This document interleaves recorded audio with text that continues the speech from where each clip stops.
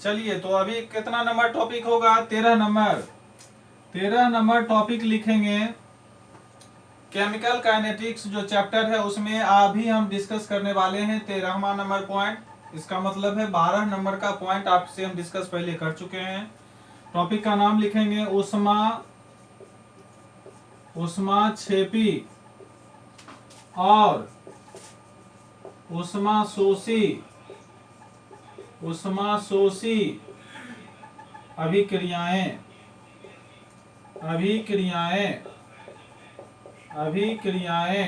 Topic का नाम लिखेंगे ऊष्माक्षेपी और ऊष्माशोषी अभिक्रियाएं। ऊष्माक्षेपी और ऊष्माशोषी अभिक्रियाएं लिख लिए।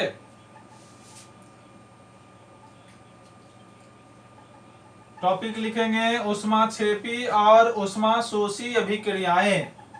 इसमें क्या क्या लिखना है? तो इसमें 2 फिगर बनाना है महत्वपूर्ण। तो ऊष्माक्षेपी अभिक्रिया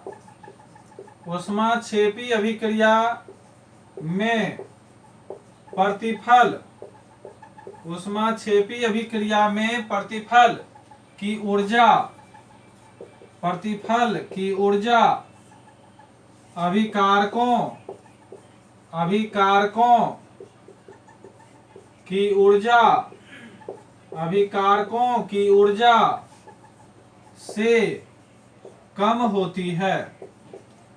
अभिकारकों की ऊर्जा से कम होती है। तो ऑब्जेक्टिव क्वेश्चन में आपसे पूछा जाएगा कि ऊष्माक्षेपी अभिक्रिया में प्रतिफल की ऊर्जा अभिकारकों की ऊर्जा से क्या होती है? तो आपका आंसर होना चाहिए कि कम होती है। ऊष्माक्षेपी अभिक्रिया में प्रतिफल की ऊर्जा अभिकारकों की ऊर्जा से कम होती है। अब इसका फिगर भी बनाना है अभी तुरंत, तो इसलिए पहले लिख लीजिए ऊष्माक्षेपी अभिक्रिया में प्रतिफल की ऊर्जा अभिकारकों की ऊर्जा से कम होती है।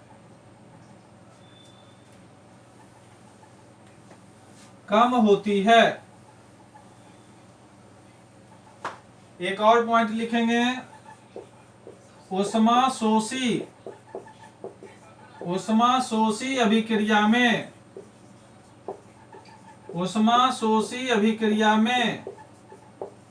प्रतिफल की ऊर्जा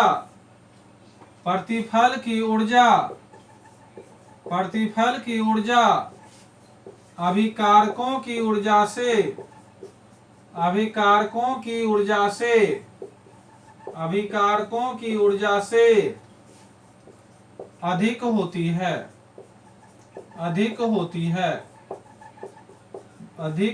है। 2 पॉइंट है ऊष्माक्षेपी और ऊष्माशोषी। तो अभी हम आपके साथ डिस्कस कर रहे हैं ऊष्माशोषी अभिक्रिया में प्रतिफल की ऊर्जा अभिकारकों की ऊर्जा से अधिक होती है। ऊष्माशोषी अभिक्रिया में प्रतिफल की ऊर्जा अभिकारकों की ऊर्जा से अधिक होती है। समझ गए? ऊष्माशोषी अभिक्रिया में प्रतिफल की ऊर्जा अभिकारकों की ऊर्जा से अधिक होती है। ये 2 पॉइंट आपका बना, जो कि दोनों से एक एक ऑब्जेक्टिव क्वेश्चन आपका बनेगा। समझ गए? अब इसमें फिगर बनाएंगे हम लोग ऊष्माक्षेपी और ऊष्माशोषी अभिक्रिया का। ग्राफ बनाएंगे एक्स एक्सिस और वाई एक्सिस बनाकर। तो पहले सिंगल बना लें।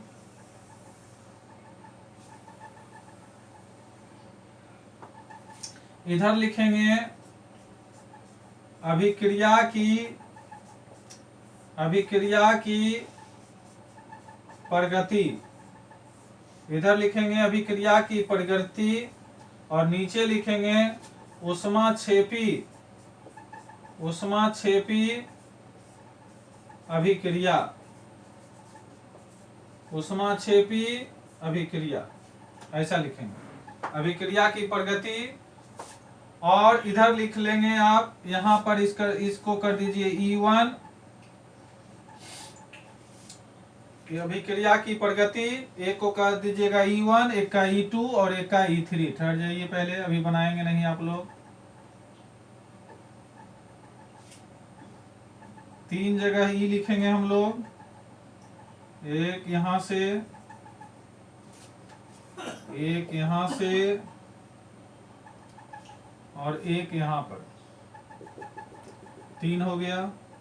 एक को हम E1 लिख देंगे यहां, एक को लिख देंगे इसको E2 और इसको लिख देंगे E3, ऐसा लिखेंगे।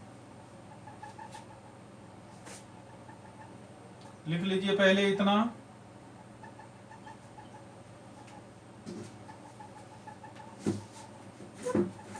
ऊष्माक्षेपी और ऊष्माशोषी अभिक्रियाएं।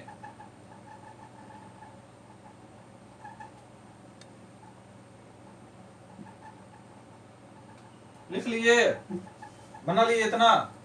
डॉट डॉट से दर्शाएंगे आप, E1, E2 और E3, इस तरह से लिखेंगे। और इस दोनों के बीच में यहां पर एक जगह, मेरे थोड़ा सा लिखने के थोड़ी देर के बाद लिखेंगे ताकि आपको, EA यहां पर लिखेंगे और यहां पर आप एरो का प्रयोग करेंगे और यहां भी एरो का प्रयोग करेंगे। और यहां से आप ऐसा करेंगे कि इस लाइन पर यहां पर लाना है इसको, तो यहां से इस तरह से खींचेंगे यहां और यहां से लाएंगे इस पोजीशन पर, समझ गए? इस पोजीशन पर ऐसे लाएंगे इसके सामने। और यहां पर लिखेंगे A, B सक्रिय जटिल, सक्रिय जटिल, सक्रिय जटिल। कहीं कहीं पर ग्राफ ही ऐसा दिखा हुआ रहेगा, ऊष्माक्षेपी अभिक्रिया, ग्राफ ऐसा दिया हुआ रहेगा, ये सब आपको लिखा हुआ रहेगा। इस पर क्वेश्चन हम बनाए हुए हैं आपके लिए। और यहां पर लिखेंगे डेल H, समझ गया है? और यहां पर लिखेंगे A2 प्लस B2, यहां लिखेंगे अभिकारक, अभिकारक, और यहां लिखेंगे आप प्रतिफल। एक लाइन ऐसे खींच दीजिए।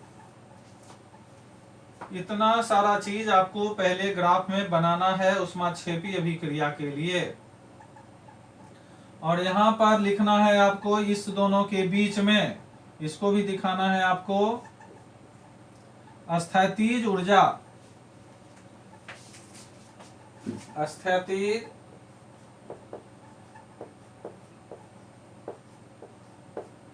ऊर्जा, स्थैतिज ऊर्जा।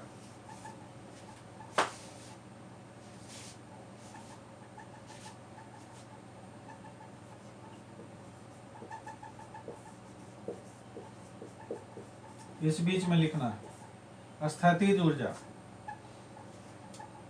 अब हमको लगता है पूरा हो गया है। A2 B2 अभिकारक, कितना पॉइंट आता है इसमें लिखने के लिए? तो सबसे पहला ऊष्माक्षेपी अभिक्रिया, यहां से शुरुआत हुआ।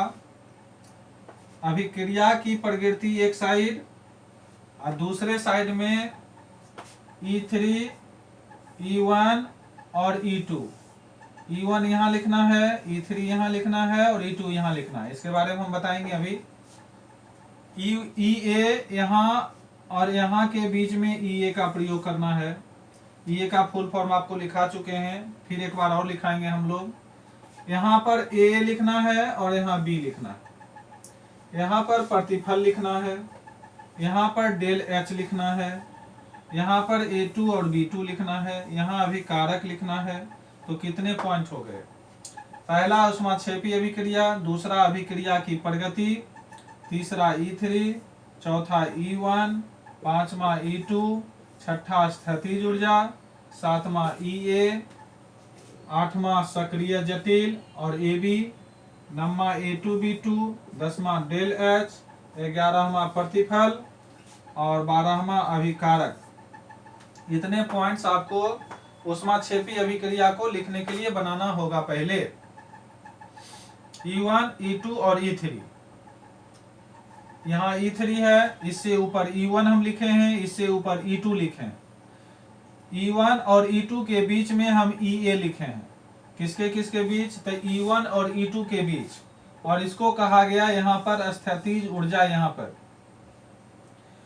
अभिकारक है यहाँ पर A2 और प्लस B2, और यहाँ से यहाँ तक पहुंचा है E1 के पास। इसको कहते हैं डेल H। इसको क्या कहते हैं? Del H। और प्रतिफल A2 और B2 दोनों मिल के प्रतिफल जो बनाता है वह क्या बनाता है? तो यहाँ पर लिख लेंगे 2AB। 2AB प्रतिफल। अभिकारक यहाँ हुआ, यहाँ से फिर यहाँ पहुंचा और यहाँ से फिर यहाँ पहुंचा और फिर यहाँ पर आ गया अभिकारक के सामने प्रतिफल। इसको कहते हैं ऊष्माक्षेपी अभिक्रिया, जस्ट इसी के सामने। समझ गया है? तो डायरेक्ट आपसे हम पूछा जाएगा, फिगर बनाया हुआ रहेगा और पूछा जाएगा इसमें ऊष्माक्षेपी अभिक्रिया का कौन प्रदर्शन करता है, कौन दिखाता है, कौन आपको बताता है। तो इसके बारे में अच्छी तरह से डिटेल बताएंगे। पहले इसमें E1, E2, E3 बना लिए आप लोग? बोलेंगे उधर से? सभी लोग लिख लिए? तो पहला ये हुआ ऊष्माक्षेपी का, जिसमें देखिए अभिकारक इधर है, प्रतिफल इधर है। थोड़ा देर के लिए ऊपर गया, फिर नीचे लौट के आ गया। यही बात है। ऊष्माशोषी में क्या होगा? तो आपको थोड़ा सा जैसे ही बनाएंगे दोनों को मिलाएंगे, आपके कॉपी में पता चलेगा। उसमें क्या होता है, जस्ट इसके सामने दिखाई पड़ा और उसमें थोड़ा सा उसमें थोड़ा ऊपर बनता है प्रतिफल। तो उसी को आपको खींचने के लिए पहले सीखना चाहिए। कैसे खींचेंगे? तो उसी प्रकार से रहेगा। पहले तो ये बनाएंगे, पहले हमको लिखने देंगे थोड़ा सा, क्योंकि हो सकता है अभिक्रिया की गति। यहां पर लिखेंगे आप अभिक्रिया की गति, ऐसे करके लिखेंगे। एरो उसी तरह से होगा। यहां पर सिर्फ होगा ऊष्माशोषी अभिक्रिया, ऊष्माशोषी अभिक्रिया। इसमें ऊष्माशोषी अभिक्रिया लिख देंगे। इधर आपको उसी तरह से 3 करना है। एक ऐसे करना है, दूसरा यहां से करना है और तीसरा थोड़ा ऊंचा कर देना है। यहीं पर हो गया। अब इस दोनों के बीच आपको ऐसे ही रहेगा, लेकिन इसमें नीचे तक रहेगा, इसके और इसके बीच में रहेगा। समझ गए? और इस बीच में आप लिख दीजिएगा EA, एक्टिवेशन एनर्जी, जिसका फुल फॉर्म हम बता चुके हैं आपको।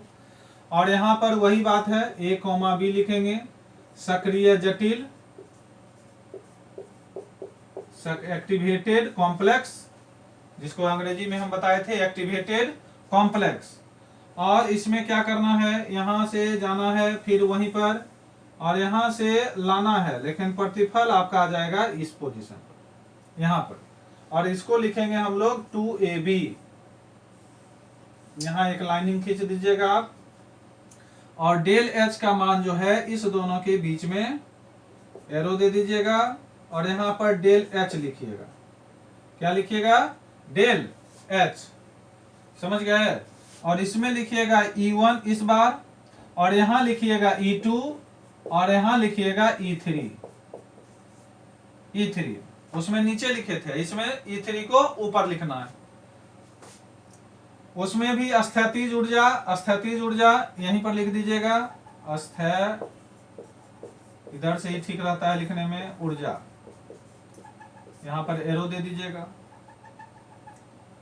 कितना पॉइंट हो गया है? 1 2 3 4 5 6 7 8 9 10। उसमें कितना लिखाए थे? उसमें कितना पॉइंट हो गया था? कोई बताएंगे? A2 और प्लस B2। यहाँ पर अभिकारक होगा,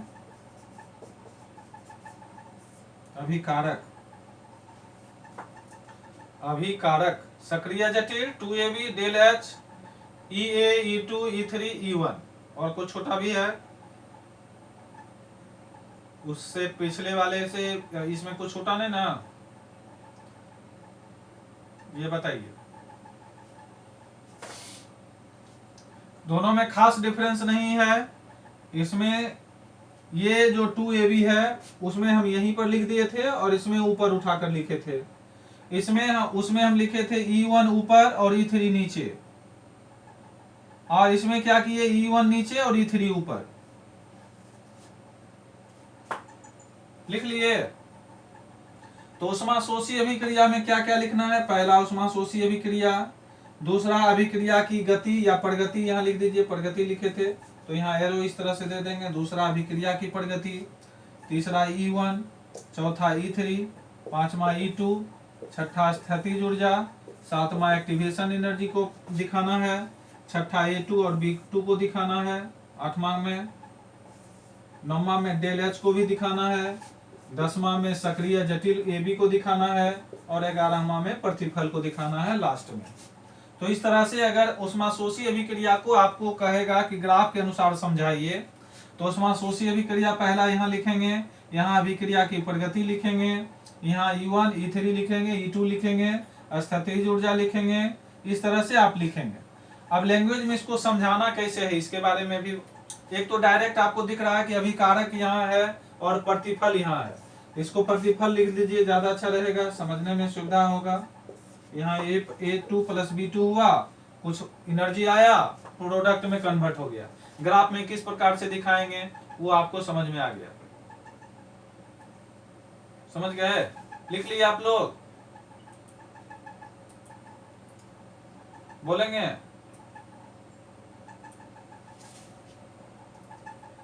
अब बोल नहीं रहे, लिख लिए? जी सर। अब देखिए इसमें क्या हुआ था, E3 में E1 को घटा देना है। ऊष्माशोषी वाला में क्या है कि E3 है, E3 में E1 को घटा देना है। E3 में E1 को घटाना है तो इसका आता है धनात्मक। E3 में E1 को क्या करना है, घटाना है। E3 में E1 को घटाना है तो आएगा ऊष्माशोषी अभिक्रिया, ये घट जाएगा, प्रोडक्ट यहाँ है। तो आइए अब इस पर कुछ फॉर्मूला लिखना है। इसको ग्राफ को एक बार तो आप बना लिए, फिर एक बार इसको जब रिवाइज करवाएंगे तो डायरेक्ट फिगर रहेगा, फिगर आपको ऑब्जेक्टिव क्वेश्चन में डाला हुआ रहेगा, बनाया हुआ रहेगा। तो डेल एच बराबर क्या होगा, इसमें इसको डेल पढ़ेंगे, इसको एच पढ़ेंगे। E3 minus E1, E3 minus E1 बराबर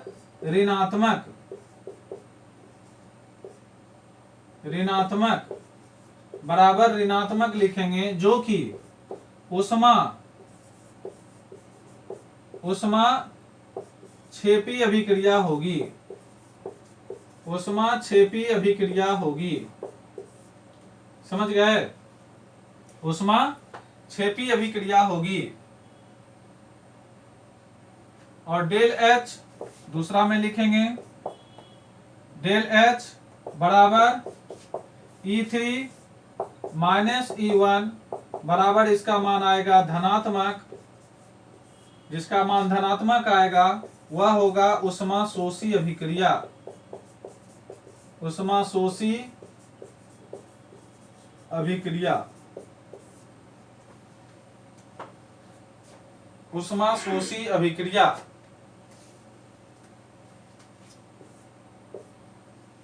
ऊष्माशोषी अभिक्रिया लिख लिए?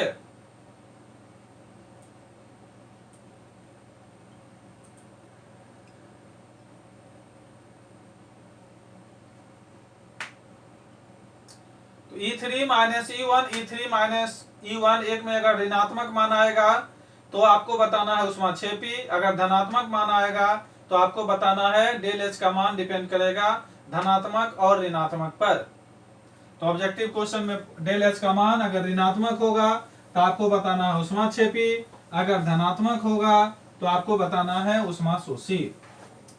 अब कुछ थ्योरी पढ़ लिया जाए तो लिखेंगे गतिज सिद्धांत के अनुसार, गतिज सिद्धांत के अनुसार क्या है, हम क्या जानते हैं, तो लिखेंगे हम जानते हैं कि सभी अणुओं की गतिज ऊर्जा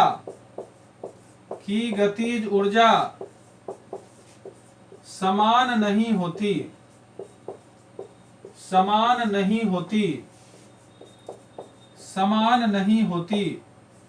इसका मतलब क्या हुआ, इसका अर्थ क्या हुआ कि अणुओं की गतिज ऊर्जाएं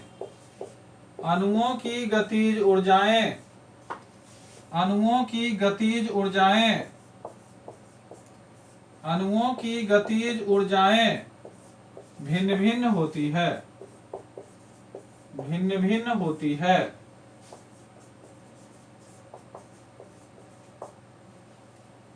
गतिज सिद्धांत के अनुसार जानते हैं कि सभी अणुओं की गतिज ऊर्जा समान नहीं होती है, अर्थात अणुओं की गतिज ऊर्जाएं भी क्या होती है, भिन्न भिन्न होती है। लिख लिए। गतिज सिद्धांत के अनुसार हम जानते हैं कि सभी अणुओं की गतिज ऊर्जाएं समान नहीं होती है, अर्थात अणुओं की गतिज ऊर्जाएं क्या होती है, भिन्न भिन्न होती है। अणुओं के बीच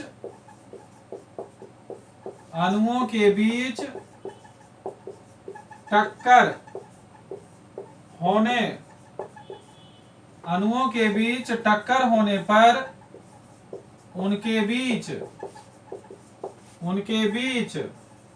ऊर्जा का विनिमय होता है।